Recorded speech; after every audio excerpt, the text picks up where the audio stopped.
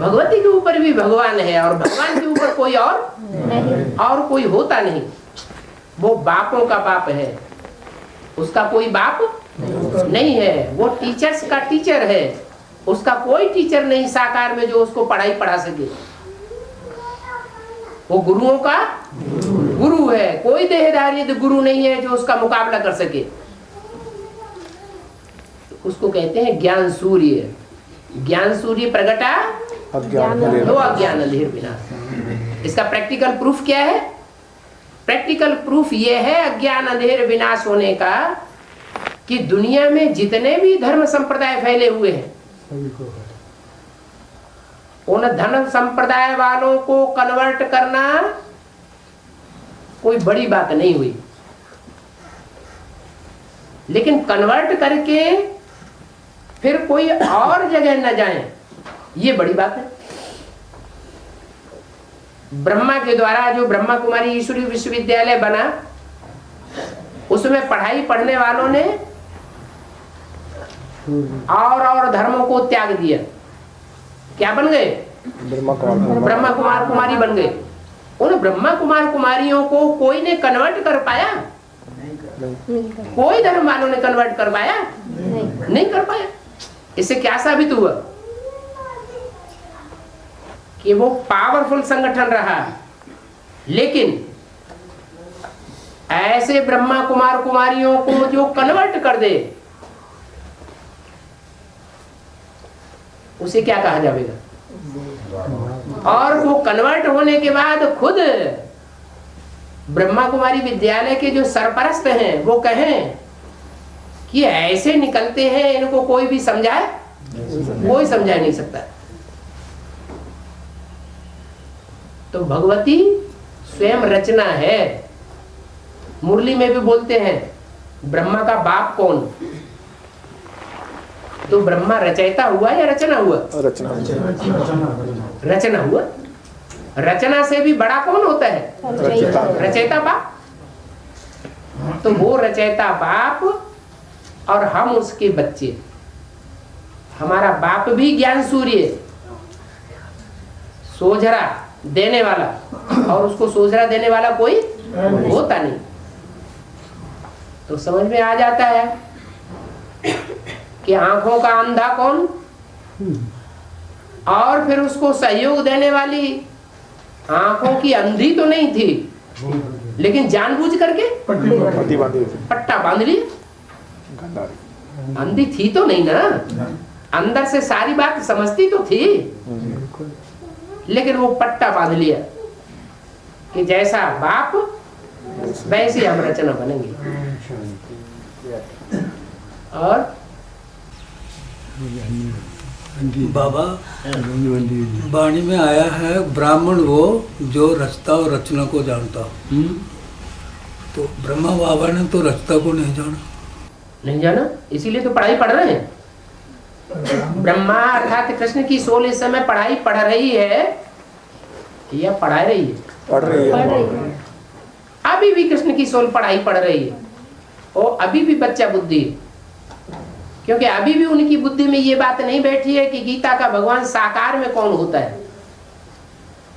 वो साकार में गीता का भगवान किसको समझते हैं? शिवोहम। तो दुनिया का बड़े से बड़ा शिवोहम कौन हुआ? ब्रह्मा।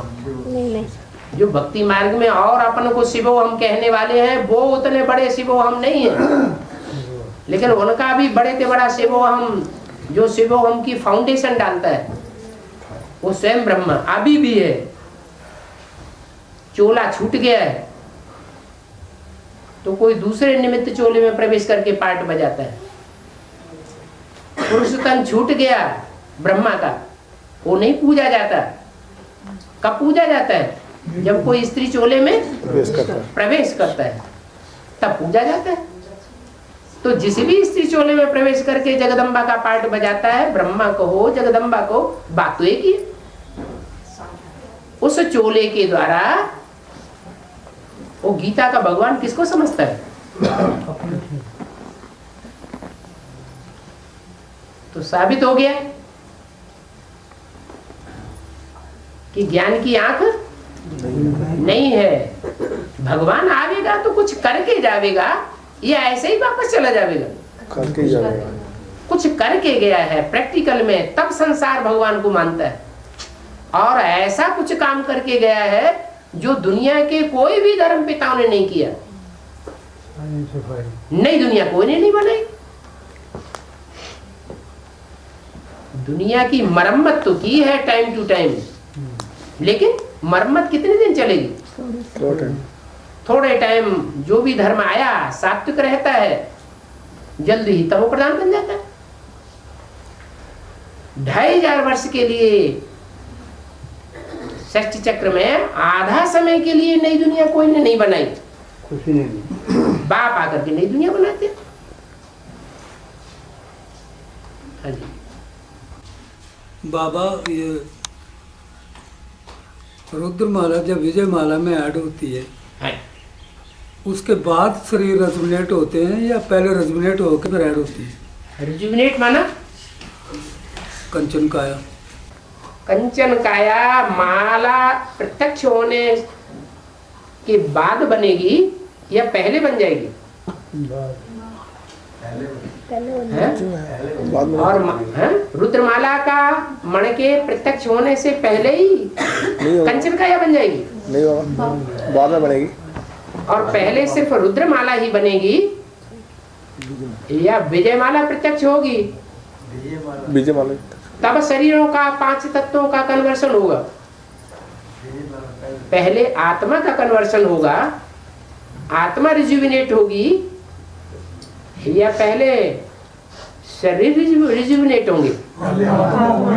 आत्मा। और आत्मा तब तक रिजुविनेट नहीं हो सकती जब तक प्रवृत्ति मार्ग की पक्की न बने। रुद्रमाला के मण के अपने में पक्के हैं या कच्चे हैं? तब तक कच्चे हैं जब तक उनको उनके समान पुरुषार्थी न मिले। और जब समान पुरुषार्थी मिल जाएगा तो रुद्रमाला के मण के विजयमाला में ऐड हो जाएंगे। तो ऐड हो जाएंगे तो भी नहीं कहेंगे, क्योंकि जमदे जामदे नहीं होता है। आत्मा को अपवित्र से पवित्र बनने में, पतित आत्मा से पावन बनने में कितना टाइम लगा? अभी कितने साल हो गए? 70 साल। 70 साल। अभी तो रुद्रमाला भी पूरी प्रत्यक्ष नहीं हुई। अभी तो 8 का ही नंबर लग रहा है, शुरू हो रहा है। 8 प्रत्यक्ष हो जाएंगे तब कहा जाएगा टू लेट का बोर्ड लग गया। अभी लेट का बोर्ड लगा है, टू लेट का बोर्ड नहीं लगा है। इसका मतलब अभी आत्माएं भी संपन्न नहीं बनी है। तो 70 साल पूरे हो गए, अभी आत्माएं भी संपन्न नहीं बनी। तो 5 प्रकृति के तत्व जो जड़ तत्व होते हैं, जिनमें समझ ही नहीं है, 5 तत्व कहे जाते हैं ना, क्या नाम है उनका? पृथ्वी, जल, वायु, अग्नि, आकाश। वो भी चैतन्य रूप में होंगे, उनके भी जो मूल है वो साकार में होंगे या सिर्फ जड़ होंगे? अरे पृथ्वी, कोई पृथ्वी के रूप में पार्ट बजाने वाली पृथ्वी माता साकार में होगी या सिर्फ ऐसे ही साकार में होगी? तो वो जड़त्वमयी बुद्धि वाली होगी या चैतन्य बुद्धि होगी, बाप को पहचानने वाली? साकार में होगी तो चैतन्य होगी। चैतन्य बुद्धि होगी, बाप को पहचानने वाली। अगर साकार में होगी तो पहले प्रकृति के 5 तत्व बाप को पहचानेंगे, जो रावण के सिर दिखाई जाते हैं। रावण के 5 सिर माया के रूप दिखाए जाते हैं, काम, क्रोध, लोभ, मोह, अहंकार। फिर 5 सिर प्रकृति के 5 तत्व दिखाए जाते हैं, 10 सिर दिखाए जाते हैं ना। तो वो 10 सिर बाप को पहले पहचानते हैं या जड़त्वमयी बुद्धि वाले हैं? रावण के सिरों को क्या कहेंगे? बाप को पहचानने वाली बुद्धि है या बाप को तिरस्कार करने वाली और न पहचानने वाली बुद्धि है? बाप को न पहचानने वाली अथवा तिरस्कार करने वाली बुद्धि। इसलिए बोला मुरली में, मेरे साथ रहने वाले मेरे को नहीं पहचान पाते।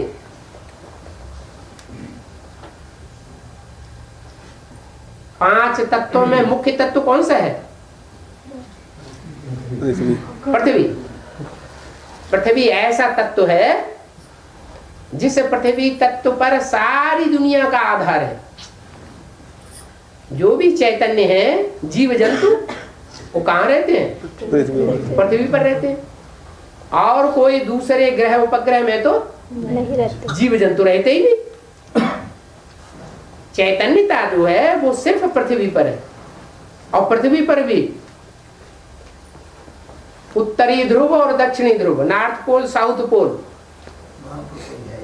ऐसी जगह है जहां सूर्य की किरणें, ज्ञान की किरणें तिरछी पड़ती है, क्योंकि बहुत दूर है। तो वहां भी कोई जीव जंतु नहीं है। जहां सूर्य की किरणें सीधी पड़ती हैं वहीं जीव जंतु ज्यादा हैं। विषुवत रेखा के आसपास, कर्क रेखा, मकर रेखा के आसपास तक जहां सूर्य की किरणें सीधी पड़ती हैं, माने ज्ञान सूर्य का डायरेक्ट प्रकाश जहां जहां मिलता है, वहीं चैतन्यता है। तो पांच तत्व पहले संपन्न बनेंगे या आत्माएं पहले संपन्न बनेंगी? मन बुद्धि रूपी, मन बुद्धि रूपी आत्माओं को संपन्न बनने के लिए इतना टाइम है, 100 वर्ष का संगम युग। पतित दुनिया में एक भी पावन नहीं होगा, और पावन दुनिया में एक भी पतित नहीं होगा। जहां दुनिया का बड़ा हिस्सा पतितों का है, वहां पावन का संगठन कैसे प्रत्यक्ष होगा? इसलिए जब तक दुनिया में पापात्माओं की संख्या ज्यादा है, तो वाइब्रेशन पाप के ज्यादा बनेंगे या पुण्य के ज्यादा वाइब्रेशन बनेंगे? कब तक बनते रहेंगे? जब तक दुनिया का विनाश नहीं होगा। नहीं, पुण्य के वाइब्रेशन बढ़ ही नहीं सकते, क्योंकि इनकी संख्या ही मुट्ठी भर है। सतयुग की नई दुनिया की शुरुआत करने वाले टोटल आत्माएं कितनी है? 9,16,000 नहीं, 2.25 लाख, 4.5 लाख, 4.5 लाख, 9 लाख तो 2036 में भी नहीं होंगे। 2036 में भी 9 लाख आबादी नहीं होगी। राधा कृष्ण का जन्म होने के बाद राधा कृष्ण जैसे जन्म लेने वाले बच्चों की संख्या 4.5 लाख हो जाए, और जन्म देने वालों की संख्या 4.5 लाख हो जाए, तो सतयुग के पहले जन्म के बाद जब राधा कृष्ण जैसे दूसरे नंबर के बच्चे पैदा हो, माने दूसरा नारायण, तब कहेंगे।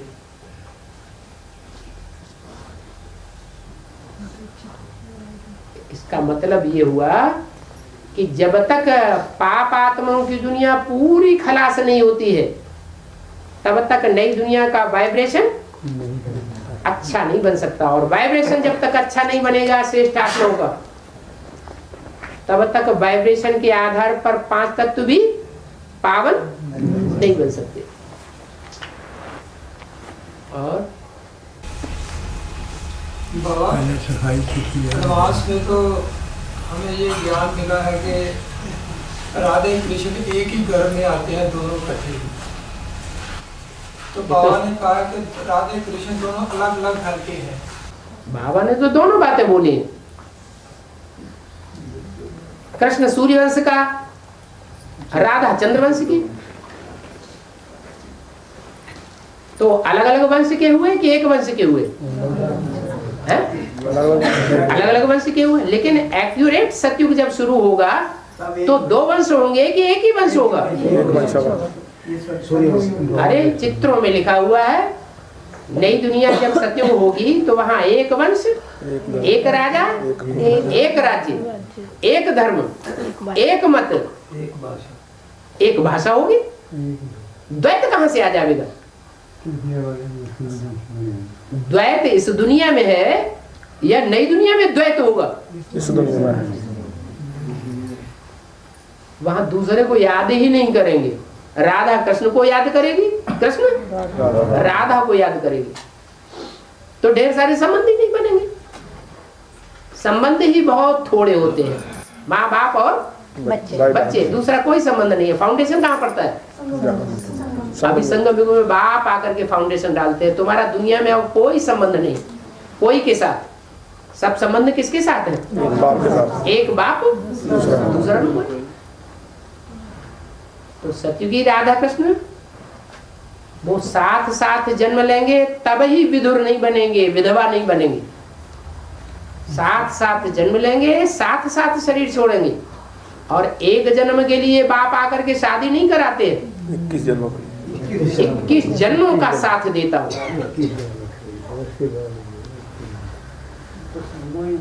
तो कितना सुख होगा। बाबा, जो आत्मा मन चिंतन नहीं करती हैं, जो आत्मा मन चिंतन नहीं करती हैं, उनका भाग्य कैसे बनेगा? जो सर्विस करेगा उसका मनन चिंतन मंथन चलेगा। अभी बोला कि नहीं? मुरली में क्या बोला? जो सेवा करेगा, सर्विस फील्ड में रहेगा, उसका मनन चिंतन मंथन भी चलेगा। और सारी सेवा ही नहीं करेगा तो ऊंच पद बनेगा। और जो अब ऊंच पद नहीं बनेगा तो मंथन भी नहीं चलेगा, जो बुद्धि में आ जाए कि हमारा ये पद बनने वाला है। और जो शरीर से नहीं जा पाएगा और मन से, शरीर से नहीं जा पाएगा, कहाँ नहीं जा पाएगा? सेवा करने के लिए। सेवा सबसे जास्ती मनसा से होती है या वाचा से होती है या कर्मेंद्रियों से होती है? सबसे ऊंची सेवा कौन सी है? तो फिर और बाबा, जो दौड़ा धंधी हम घर से छोड़कर एक बाप को ही याद करना है। घर को छोड़ करके बाप को याद कहने करना? का मतलब ये तो नहीं बोला। मन बुद्धि से दौड़ा धंधी अपना समेटना है, हाँ, नहीं करना है, एक बाप को ही याद करना है। धंधा दौड़ी करना ही नहीं है। और बच्चे पैदा किए हैं उनको मार डालना वो। कहने का मतलब है दौड़ा धंधी करते हुए भी बाप को याद करना है। हाँ ठीक है। तो जब बाप को याद करते करते बीच में किसी और की याद आ जाती है, हाँ। तो कैसे कंट्रोल करना है? कैसे कंट्रोल करना? कोई चीज प्रैक्टिस की जाएगी तभी तो प्रैक्टिस पड़ेगी। हमारी तो प्रैक्टिस ही है और सबको भूलना और एक बाप को याद करना। 63 जन्म हमने किया क्या है? और आत्माओं के साथ संबंध जोड़ा है और बाप के साथ ऑटोमेटिक टूटता गया। अभी क्या करना पड़े? एक संग जोड़ और संग तोड़। यही तो प्रैक्टिस करनी है। Practice makes a man perfect. अभ्यास से ही बाप की याद पक्की होगी। अभ्यास हमारा 63 जन्मों में टूट गया, विविचारी याद बन गई हमारी। अब हमको ऐसा ज्ञान मिला है कि बाप कहते हैं बाप बाप नहीं रहेगा, ऐसा भी समय आने वाला है। माँ माँ नहीं रहेगी, भाई भाई नहीं रहेगा, कोई संबंध साथ देने वाला नहीं रहेगा। अभी आ गया बाबा वो सब। अभी भी समझते हैं लेकिन अभी कम समझते हैं। कम इसलिए समझते हैं कि फिर भी बुद्धि वहीं चिपक जाती है जाके। लेकिन ऐसा टाइम आने वाला है, ये अनुभूति सबको होनी है कि एक बाप दूसरा न कोई। सब धोखेबाज है, सब धोखा देने वाले हैं। एक बाप ही सच्चा साबित होगा। और बाबा, 3 नदियों का नाम दिया गया जहाँ इकट्ठी मिलती हैं, गंगा, जमुना, सरस्वती। जैसे सरस्वती ओमरारा मम्मा को बोला गया, तो गंगा जयंती मम्मा को बोला गया, तो जमुना कौन? तीनों में बड़ी कौन है? गंगा। गंगा बड़ी है भक्ति मार्ग में, या यमुना बड़ी है, या सरस्वती बड़ी मानी गई?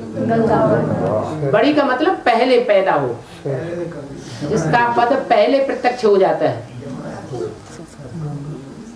यज्ञ के याद में बाबा ने इशारा दिया, एक भंगी ने आती थी, आते ही बाबा के गले में लिपट जाती थी सबके सामने। तो पहले पहले कौन सरेंडर हुई? हैं? उसने लोकलाज देखी? नहीं देखी। वो पहले सरेंडर हुई। लेकिन उसके जो संबंधी थे, रिश्तेदार थे, घर वाले थे, उन्होंने जब अपोजिशन किया तो जबरदस्ती उठा के ले गए। माना वो स्थायी नहीं रह सकी। माना जगदम्बा से भी पहले कौन सरेंडर होती है?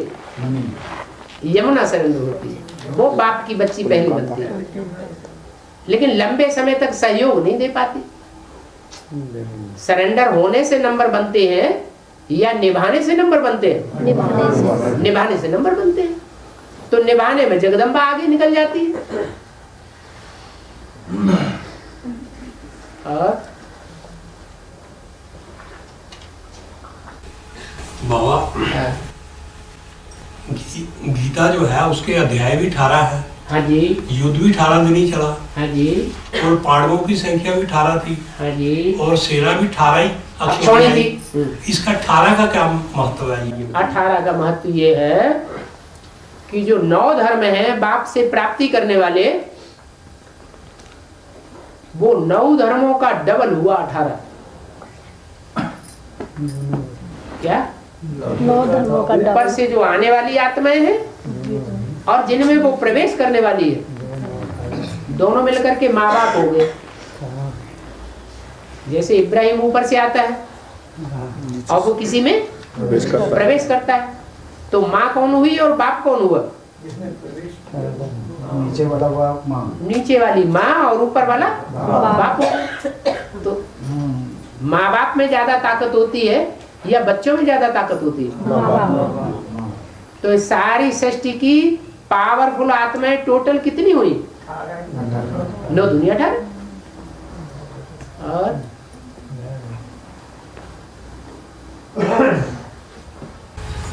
बाबा, हाँ। जो नष्टोम होते वो अष्टदेव में जाते हैं ना, कुछ निशानी हो 108 में जाते हैं। जब से ज्ञान में आएंगे, खासकर एडवांस में, तब से लेकर के अंत तक ये विशेषता उनकी जरूर देखने में आएगी। क्या? नष्ट मोहा किस्मत लगा। वो सिर्फ आखिरी जन्म में जाके गिरते हैं और माया किसी को छोड़ती नहीं। हाँ जी। हाँ। इसमें का मतलब माना कुछ निशानी हो वो 8 में जाते, 108 में जाते। तो अभी तो बता दी निशानी, आपने खुद ही बता दी। हमारा मूल मुख्य प्रश्न क्या है फाइनल पेपर का? नष्ट मोहा स्मृति लुप्ता। जब पहले से फाइनल पेपर निश्चित है तो सबसे जास्ती पुरुषार्थ कौन सा होना चाहिए? जब से ज्ञान में आए तब से लेकर के अंत तक ये विशेषता देखने में आए। क्या? नष्ट मोहा स्मृति लुप्ता। वैसे ही मतलब कुछ कुछ निशाने होते, कुछ पाने। ये निशानी नहीं है? हाँ जी। हाँ। और बाबा शास्त्रों में लिखा है जम्मू-दीपे बाद खंडे आर्यवर्ते। इसका क्या? आर्य माने? आर्यवर्ते जम्मू-दीपे। आर्य माने क्या? आर्य माना सुधरेले, सुधरों का क्षेत्र है। जम्बू द्वीप है, जमने वाला है, हिलने वाला नहीं है। हिलने वाला नहीं है। भारत खंड किसका खंड है? इब्राहिम का खंड नहीं है, क्राइस्ट का खंड नहीं है। जो सिर्फ रत किस में रहता है? रत माने लगा हुआ। किस बात में लगा हुआ रहता है? भा माना रोशनी। जो सिर्फ ज्ञान की रोशनी में लगा रहता है, ऐसा खंड है। हाँ जी। बाबा, हाँ। ब्रह्मा बाबा को तपस्या करते भी बताया है। ब्रह्मा बाबा को तपस्या करते भी बताया सीढ़ी के चक्कर में। जो सीढ़ी के चित्र में, और हाँ जी, और खड़े भी बताया लास्ट में। हाँ हाँ। और साथ में कांटों की शैया पे भी लेटे हुए हैं। हाँ जी। कांटों की शैया पर एक आदमी 2 जगह कैसे दिखाया जाएगा? जो कांटों की शैया पर लेटा हुआ है वो कांटों की सैया पर लेटा हुआ चैन की बंसी बजा करके जाता है पुरुषार्थी जीवन में, या बेचैनी का जीवन बताता है? संघर्ष। चैन की बंसी कृष्ण की सोल बजा करके गई, या राम वाली आत्मा चैन की बंसी बजा के जाती है? कृष्ण वाली आत्मा, कृष्ण वाली आत्मा, कृष्ण वाली आत्मा जब तक रही तब तक महाभारत युद्ध ही नहीं हुआ, अशांति कोई वातावरण बात ही नहीं। और राम वाली आत्मा का पार्ट कहाँ है? अभी चल रहा है। जब दुनिया में घोर अशांति का वातावरण होगा तब वो आत्मा प्रत्यक्ष हो जाएगी।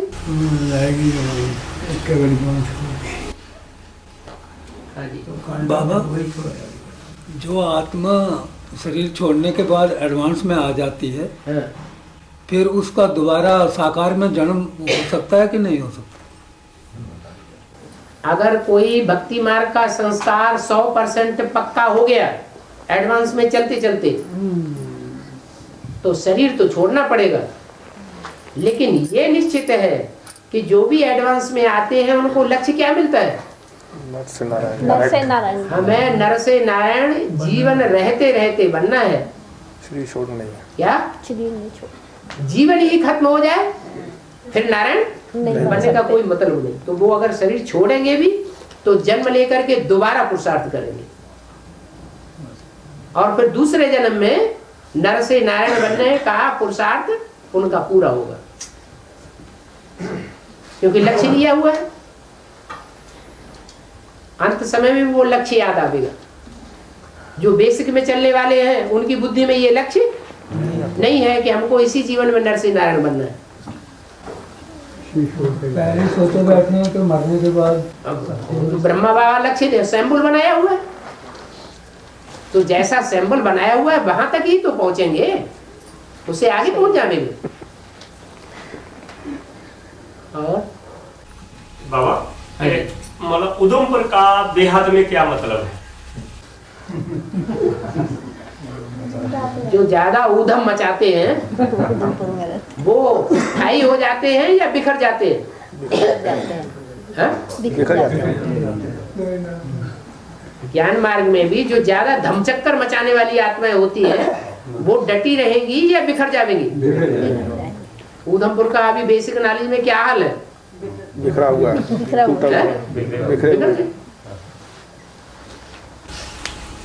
बाबा जो बीके में करते हैं ब्रह्म कुमार कुमारियां, वो बोलते हैं श्री ईश्वर की और एडवांस पार्टी में चले जाएंगे। वो कैसे जाएंगे? कहाँ चले जाएंगे? एडवांस पार्टी में चले जाएंगे। ईश्वर की एडवांस पार्टी में चले गया। अभी बात आई थी अंधे की औलाद, अंधे तो जो अंधे होते हैं उनको पता है कि एडवांस पार्टी क्या है? वो ऐसे ही बोलते हैं जो नहीं, अंधों को इस बात का पता है कि एडवांस पार्टी क्या है? जब पता ही नहीं है तो कहाँ चले जाएंगे? जैसे कोई अंधेरे में बोलते हैं ऊपर एडवांस है, अंधेरे कमरा हो और अंधेरे कमरे में लठ चलाए दे कि हमने सांप मार लिया तो अंधा हुआ ना। ऐसे ही है। मुरली में तो बोला है सूक्ष्म वतन कुछ है ही नहीं। सूक्ष्म वतन क्या होता है? कुछ भी नहीं। फिर ये भी बोला है सूक्ष्म वतन में वहां देवताएं दिखाते हैं। सूक्ष्म वतनवासी उनको हड्डी मांस होता नहीं, तो दो बातें कैसे साबित होंगी? एक ही बात सच्ची होगी या दो बातें सच्ची होंगी? एक ही बात सच्ची होगी। सूक्ष्म वतन तो है लेकिन ये बुद्धि की स्टेज है। जैसे रात में सो जाते हैं तो स्वप्न देखते हैं, तो स्वप्न हम स्थूल शरीर से देखते हैं, चारों तरफ घूमते हैं, या सूक्ष्म शरीर से घूमते हैं? तो सूक्ष्म शरीर है ना। सूक्ष्म शरीर माना मन बुद्धि। तो ऐसे ही जब स्थूल शरीर छूट जाता है तो क्या रह जाता है? सूक्ष्म शरीर रह जाता है। वो मन बुद्धि रूपी आत्मा चारों तरफ चक्कर काटती है। बाबा मन बुद्धि के साथ संस्कार नहीं होते? वही संस्कार भी उस साथ में रहेंगे। मन बुद्धि के साथ संस्कार आत्मा तो के है। अंदर तीन शक्तियां हैं। हाँ जी मान लिया मन बुद्धि और संस्कार। हाँ जी मान लिया। तो वो संस्कार भी साथ साथ चलेंगे। मन और बुद्धि ये कोई जरूरी नहीं कि मन हमेशा रहे ही रहे। क्या शिव ज्योति बिंदु उसको मन रहता है? नहीं, वो छोड़ता था। उसको मन नहीं रहता तो भी आत्मा तो है ना। ऐसे ही जिसको मन नहीं रहता अमन हो जाता है, वो ही देवता कहा जाता है या तो भगवान कहा जाता है। तो कोई को मन होता है, कोई को मन नहीं होता। जब मन नहीं होगा तो जो स्थूल शरीर के संस्कार हैं वो भी नहीं होते, संकल्प ही नहीं होगा। संकल्प ही नहीं होता। हाँ जी बाबा, जैसे अष्टदेवों का दूसरे धर्मों में गायन है कि खुदा का तत्व। दूसरे धर्मों में अष्ट देवों का गायन नहीं है। दूसरे धर्म वाले देव बनते ही नहीं, वो सिर्फ फरिश्ता बन करके रह जाते हैं। ये जो गायन है कि खुदा का तत्व 8 फरिश्तों ने उठाया, हाँ, तो ये अष्टदेवों के लिए है? नहीं, वो फरिश्ते जो बन जाते हैं जिन्हें अभी बेसिक वाले एडवांस पार्टी कहते हैं, जैसे ब्रह्मा की आत्मा, जैसे कुमार का दादी की आत्मा, जैसे जगदीश भाई की आत्मा, उनका स्थूल शरीर नहीं रहा, फिर भी वो कोई में प्रवेश करके पार्ट बजावेंगे या नहीं बजावेंगे? तो उनको वो फरिश्ता कहते हैं। वो वास्तव में 84 जन्म लेने वाले देवता नहीं बनते। फिर उनको तो वो 8 फरिश्तों की ही पहचान नहीं हुई है। तो 8 फरिश्तों की उन्हें भगवान की पहचान हुई। 8 में से जो देवदेव महादेव बड़े से बड़ा देवता है उसकी पहचान हुई। जब बाप की पहचान न हुई तो 8 की पहचान कहां से हो जाएगी? हाँ, अपने भाई बंधुओं की पहचान हो जाती है, जो 8 फरिश्ता माने जाते हैं। और बाबा, 2036 में कृष्ण वाली जो आत्मा है, सतयुग कृष्ण वाली जो आत्मा है, वो जन्म लेगी। तो उसके बाद बिल्कुल 18 वर्ष होने के बाद तो बिल्कुल डिनाइस्टी उसको प्राप्त होगी ना। डिनाइस्टी उसके हाथ में आएगी साल जन्म लेते ही डिनाइस्टी हाथ में आ जाती है। 18 साल बाद। 18 वर्ष कैसे? मतलब 36 के बाद 18 साल होगा तब तो बालिक बनेगा वो। उनके लिए 18 साल नहीं बोला है जी। 2 बातें बोली हैं। 60 साल होने के बाद राजगद्दी मिलती है, फिर बोला 18-20 साल का हुआ होगा तो राजगद्दी तब गद्दी मिलती है। तो कौन से के लिए क्या बात लागू होती है? जो 18-20 साल की बात बोली है वो संगम युगी कृष्ण के लिए बोली है, और जो 60 साल की बात बोली है वो सतयुग के पैदा होने वाले बच्चों के लिए बोली है। और बाबा, एक माता जी को लेटर में आया तो बाबा से कि मुरली किसको पसंद होती है और अव्यक्तवाणी किसको, तो उसमें आंसर आया कि जो दैवी गुण वाले होते हैं उनको अव्यक्तवाणी पसंद होगा। जो दैवी गुण वाले नहीं होते हैं, जिनके अंदर दैवी गुणों की धारणा नहीं है उतनी, उनको अव्यक्तवाणी अच्छी लगेगी। मुरली? और मुरली उनको अच्छी लगेगी जो ज्ञानी तू आत्मा है, लेकिन धारणा नहीं। और बाबा, देश में हम जाते थे तो फूलों का हार लेके जाते थे। कहाँ? मतलब बेस क्लास करने जाते थे। हाँ। फूलों का हार लेके जाते थे। ठीक है। बोले सुंदर सुंदर हार लेके आओ, फूल लेके आओ। हाँ। अब एडवांस में किसको बोलते हैं फूल? फूल कहते हैं सुखदाई को, दिव्य गुणों की सुगंध देने वाले को। यहाँ जो भी बातें बोली जाती हैं ज्ञान मार्ग में, वो बेहद में बोली जाती हैं कि हद में बोली जाती है।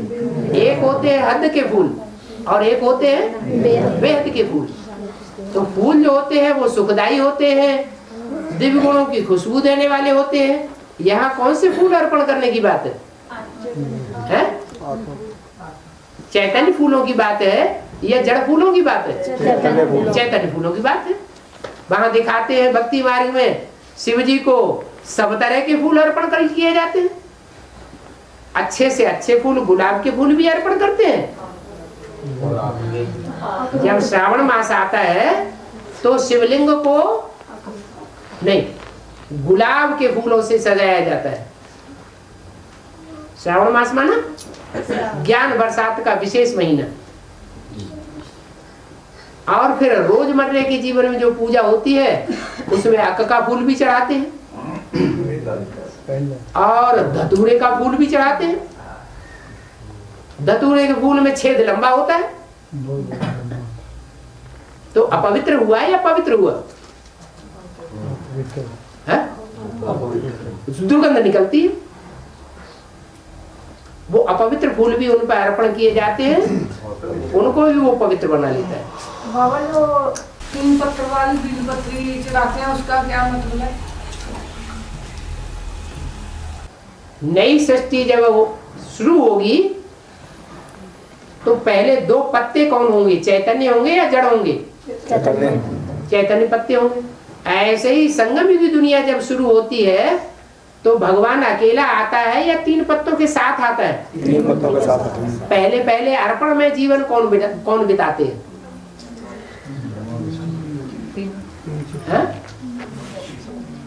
ब्रह्मा दादा लेखराज अर्पण में जीवन बिताता है पूरा, या कोई और आत्माएं हैं जो अर्पण में जीवन बिताती है?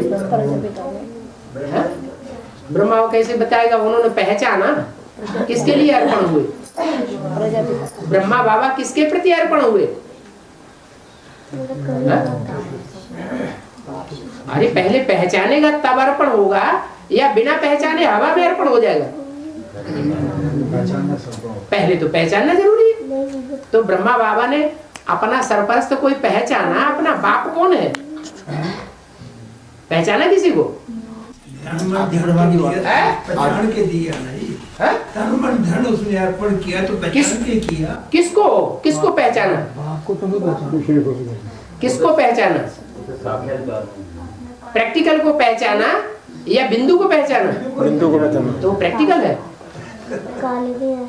जो बिंदु के 32 गुण लिख दिए हैं चित्र में, 32 गुणों वाला चित्र है ना शिव का, तो वो 32 गुण जो है वो साकार में होते हैं गुण और अवगुण, या निराकार ज्योति बिंदु में होते हैं? साकार में। तो वो तो चित्र ही गलत है। पहले उस चित्र को सुधारा जाए कि वो चित्र कौन सा है असली, जो 32 गुणों वाला है। हाँ, कोई जरूर ऐसा साकार है जो बाप समान स्टेज को धारण करता है। बाप है तो, लेकिन बिंदु बाप है, ये प्रैक्टिकल कार्य करने वाला बाप है। प्रैक्टिकल कार्य करने वाला।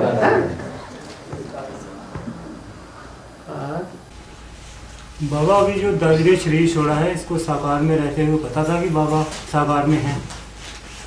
शरीर छोड़ने से अभी तो बताया,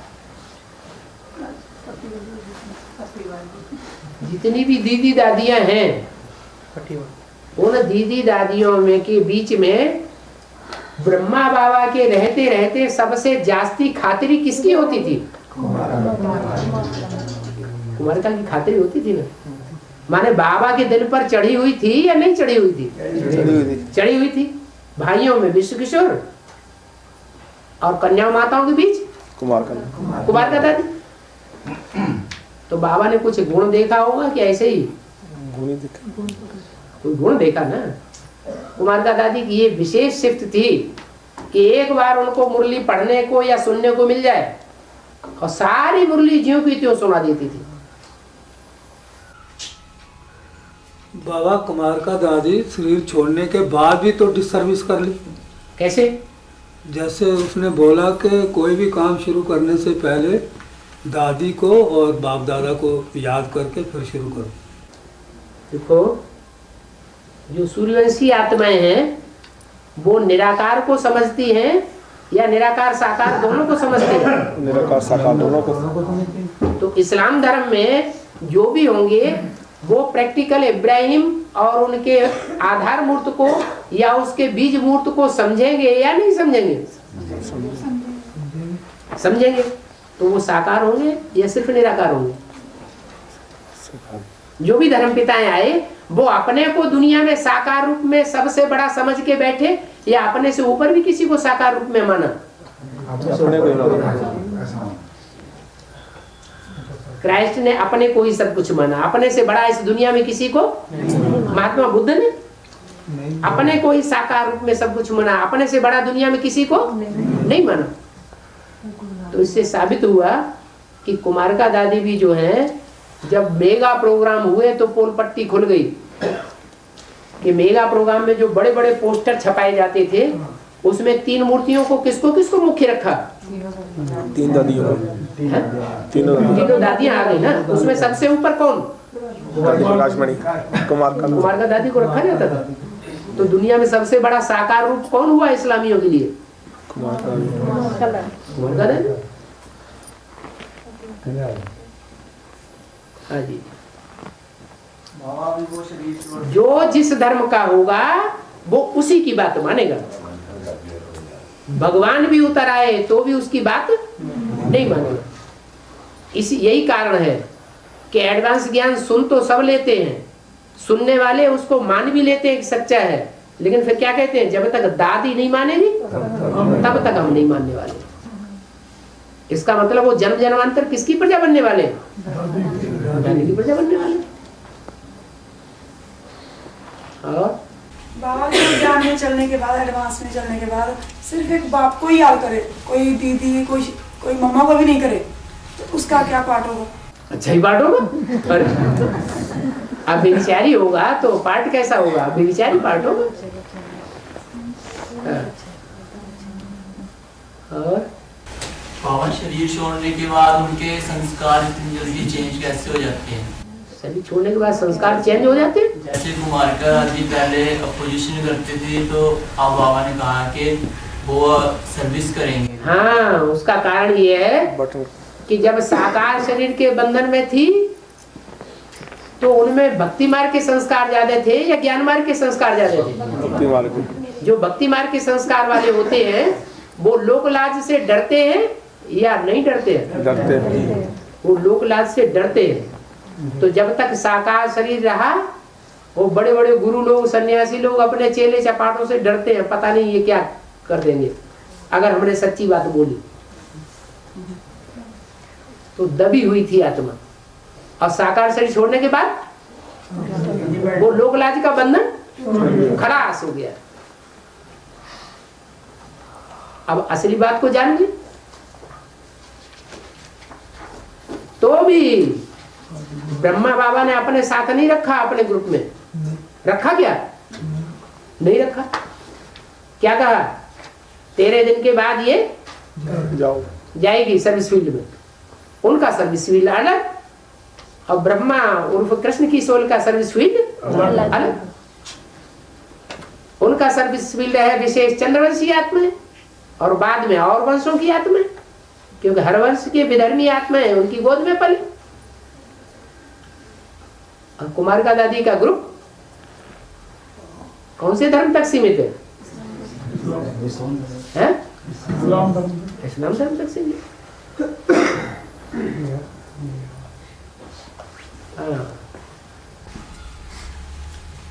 बाबा ने कहा कि अभी बुद्ध के हाथ में सत्ता आ गई।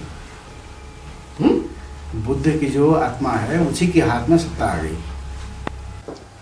बुद्ध की आत्मा के हाथ में सत्ता आ गई? कौन सी सत्ता? लौकिक दुनिया की, अलौकिक दुनिया की, पारलौकिक दुनिया की? अलौकिक दुनिया की सत्ता जो कि बीके की जो है, बीके की दुनिया की सत्ता पहले भी इस्लाम धर्म में था, उसी के हाथ में। उसके बाद वो चले जाने के बाद बुद्ध की जो है आत्मा उसी के ऊपर सत्ता है, उसी के हाथ में। अच्छा, फिर तो कैसी ये कहना चाहिए कि बाबा ने बोला है कि आखिरीन कोई क्रिश्चियन को भी ये राष्ट्रपति बना देंगे। इसका मतलब क्रिश्चियंस के 2 तरह के ग्रुप हैं, एक नास्तिक ग्रुप और एक आस्तिक ग्रुप। ये नास्तिक ग्रुप अंत में ऊंची कुर्सी पे बैठ जाएगा। नास्तिक ग्रुप कहां से निकला है? कौन से धर्म से निकला? नहीं, आर्य समाज से। आर्य समाज से भी नहीं निकला। आर्य समाज में भी नास्तिकता होती है, लेकिन आधी नास्तिकता होती है। वो भी भगवान को मानते हैं। आर्य समाजी भगवान को, निराकार को मानते हैं कि नहीं मानते हैं? मानते हैं। तो आधी नास्तिकता कहेंगे। लेकिन ऐसा कौन सा धर्म है जिसमें से नास्तिकता का उदय हुआ? जिस धर्म ने अपने साहित्य में न आत्मा का जिक्र किया है, न परमात्मा का जिक्र किया है, न स्वर्ग का जिक्र किया है, बौद्ध धर्म। इस्लामी तो फिर भी खुदा परस्त होते हैं। बौद्ध धर्म वाले तो बुद्ध को ही भगवान मानते हैं और किसी को भगवान मानते ही नहीं। और उनकी तो पूरी हिस्ट्री मिलती है। तो क्या 2500 वर्ष पहले ही भगवान था? उससे पहले भगवान नहीं था दुनिया में?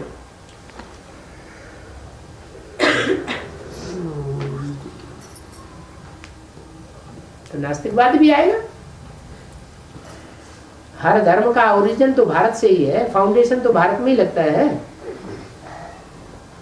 और वार्तालाप ने, लेकिन बाबा तो बुद्ध के हाथ में चला गया बोले। माने नास्तिकता के हाथ में सत्ता आ गई।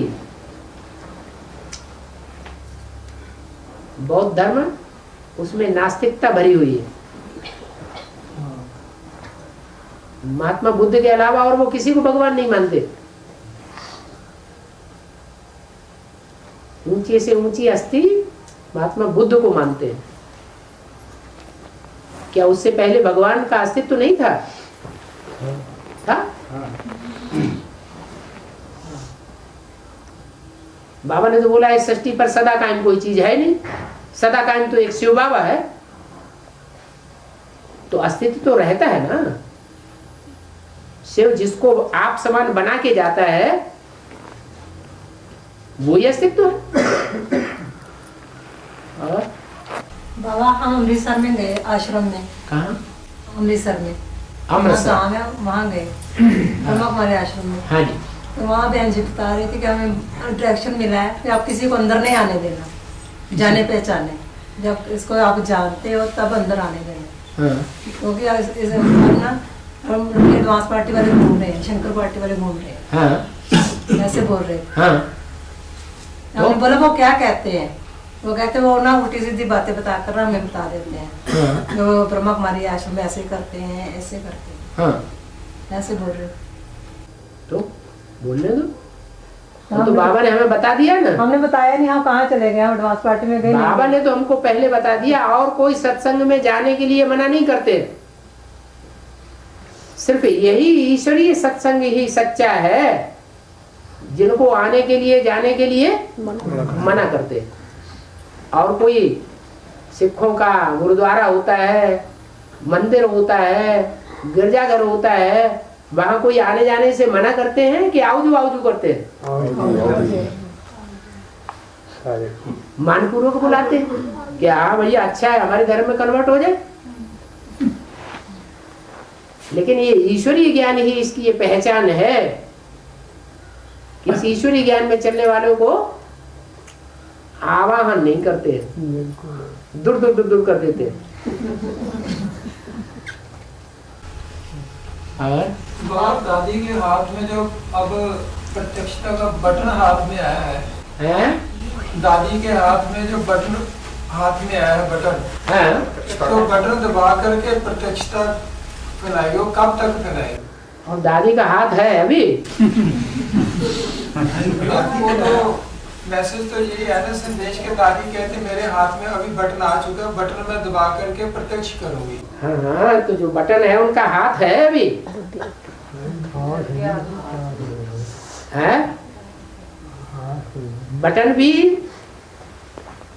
चैतन्य और उनका हाथ भी चैतन्य। मन बुद्धि रूपी आत्मा चैतन्य। भले सूक्ष्म शरीर के द्वारा है। तो बोला है जो प्रत्यक्षता होगी, चाहे सुखधाम की प्रत्यक्षता हो चाहे शांति धाम की प्रत्यक्षता हो, दोनों के गेट एक साथ खुलेंगे या आगे पीछे खुलेंगे? एक साथ खुलेंगे। और वो गेट खोलने वाली माताएं होंगी या भाई लोग होंगे? माताओं के द्वारा स्वर्ग के गेट खोलते हैं। और वो बटन चैतन्य होगा या स्थूल बटन होगा? कोई चैतन्य आत्मा है जो उनके हाथ में आ गई। इसीलिए तो अव्यक्तवाणी में बोला है कि प्रकृति ने कुमार का दादी से हाथ मिलाया। क्या हाथ मिलाया तो बटन हाथ में आ गया कि नहीं? नई दुनिया का गेट कौन खोलेगा? ब्रह्मा द्वारा खुलेगा या कोई और द्वारा खेलेगा? ब्रह्मा द्वारा खुलेगा। तो वो ब्रह्मा प्रैक्टिकल में चाहिए या हवा में उड़ गया वो चाहिए? प्रैक्टिकल में चाहिए। प्रैक्टिकल में चाहिए। तो बटन तो हाथ में आ गया कि नहीं आ गया? वो कौन सा बटन है? अभी बोला ना, प्रकृति जो है, प्रकृति ने कुमार का दादी से हाथ मिला लिया। कुमार का दादी रावण का कौन सा मुख हुआ? अरे रावण के 5 मुख दाईं ओर के और 5 मुख बाईं ओर के। उनमें 5 प्रकृति के तत्व कौन से हैं और 5 विकार के तत्व कौन से हैं? 5 विकार भी है और 5 प्रकृति के तत्व भी है। 10 मिलकर के रावण के सिर बनते हैं। उनमें पहला सिर कौन सा है? काम विकार का कनेक्शन कौन से धर्म से है? इस्लाम धर्म से। इस्लाम धर्म का मुखिया कौन है? इब्राहिम। इब्राहिम तो ऊपर से आने वाली आत्मा है। यहाँ ब्राह्मणों की दुनिया में कौन? कुमार का। तो वो तो काम है मुख्य, पहला सिर, और उसके अंदर में है 4 सिर, क्रोध, लोभ, मोह, अहंकार। क्या उनका ये ग्रुप है। लेकिन वो 5 विकारों का ग्रुप ब्राह्मणों की दुनिया को विनाश नहीं कर सकता। सारी ताकत लगा दी माया ने। एडवांस पार्टी का विनाश हो पाया? नहीं हो पाया। लेकिन अब होगा। क्यों होगा? क्योंकि प्रकृति ने माया से हाथ मिला लिया। दादी जिंदा रहते समय या शरीर छोड़ने के बाद हाथ मिला है? ये बुद्ध रूपी हाथ है या शरीर रूपी हाथ है? बुद्ध रूपी हाथ है। बाबा क्या विनाश है? दुनिया का विनाश प्रकृति के द्वारा होता है या 5 विकारों से होता है? प्रकृति के द्वारा। प्रकृति के 5 तत्वों में पृथ्वी जब डोलायमान होती है तो दुनिया की बिल्डिंगें गिर जाती हैं। और लोग कहाँ रहते हैं? बिल्डिंगों। तो सबसे बड़ा विनाश काहे से होगा? भूकंप से होगा। तो